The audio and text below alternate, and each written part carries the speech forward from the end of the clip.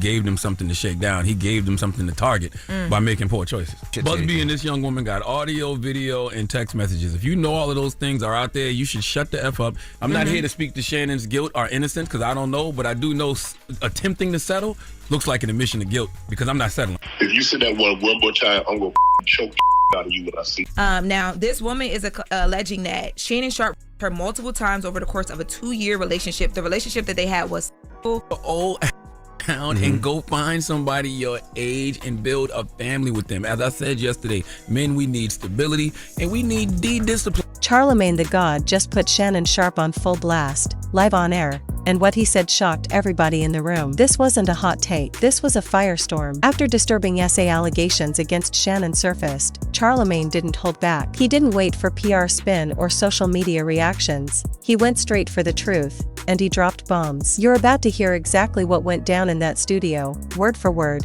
and trust me, this will change how you see both Charlamagne and Shannon forever.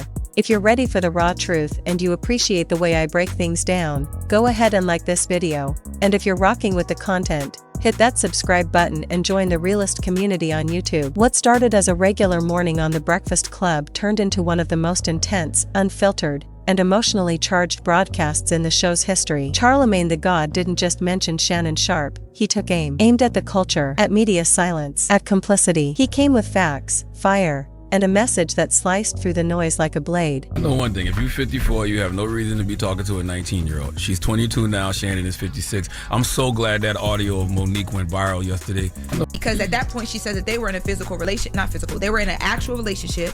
They were in Vegas together. So when that happened, she had already kind of been, in this thing where he's verbally abusive, allegedly, but she thought that they were together. It all unfolded when news broke about civil allegations involving Shannon Sharpe, allegations of sexual assault that dropped like a bomb on the internet. Most shows danced around it. Most platforms hesitated. But Charlamagne, he chose confrontation over comfort. "We not brushing this one under the rug," he said live on air, voice calm but cutting. "Shannon Sharpe is being accused, and we need to talk about it like grown adults, not fans." The studio fell quiet. DJ Envy shifted in his seat. Taylor froze behind the glass. There was a chill, not from fear, but from reality settling in. This was no clickbait headline, no speculative drama. A real woman had come forward. An official complaint had been filed. No criminal charges yet, but a civil case was underway. And Charlamagne was not about to let that get washed out by fanboy loyalty or celebrity status. He broke it down with brutal clarity. "This ain't Twitter. This ain't some YouTube gossip channel. This is The Breakfast Club, and we owe it to our people to say the uncomfortable things. Shannon Sharpe has built a brand on authenticity,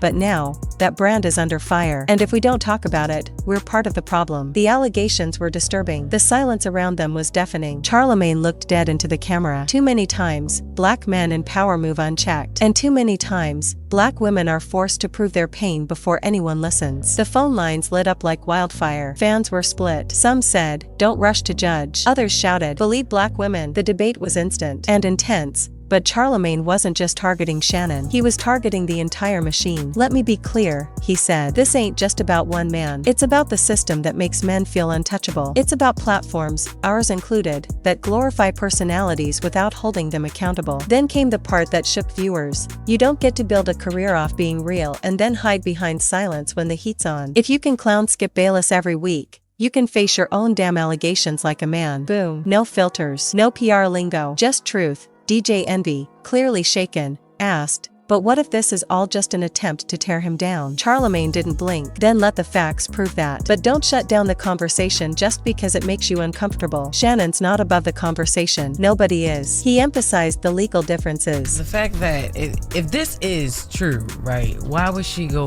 grab Tony Busby as a lawyer? Yeah, if you want to be taken seriously, you don't go get Tony Busby. That's Attorney Busby, and I asked him, first of all, did this happen? Did you guys file this because of that $100 million podcast negotiation conversation?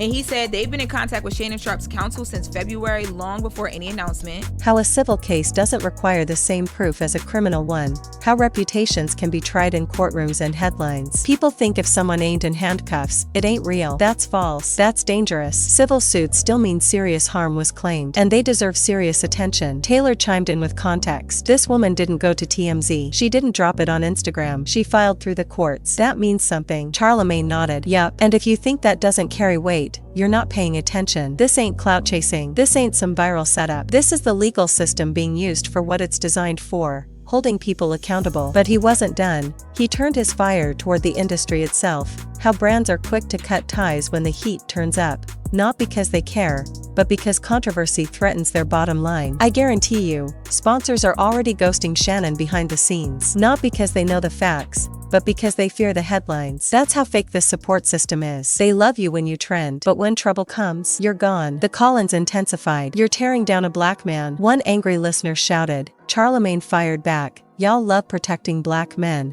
until that protection comes at the expense of black women. And that's where I draw the line. Accountability is not an attack. It's maturity. Boom. Another mic drop moment. This wasn't a hit job. This was a cultural cleanse. A deep dive into how fandom, power, and silence create a cocktail that lets abuse fester. Charlamagne called it the parasocial Ponzi scheme, where fans invest emotionally in celebrities and act shocked when their fantasy investment goes bankrupt. You thought you knew Shannon? Cool. But did you know this, Shannon? As the episode neared its end, Charlamagne made one final statement that stopped the room cold. You can love someone's work and still hold them accountable. This isn't cancel culture, it's consequence culture. He ended with this: if we're serious about changing the culture, then we start by having the hard conversations, not just when it's convenient, but especially when it's uncomfortable. And if that costs us followers or fans, so be it. That was the day the Breakfast Club didn't just report the story, they became part of it. If you made it this far, you already know this wasn't just another celebrity scandal. This is a wake-up call, a conversation that we all need to be part of. So if you felt this, like the video right now.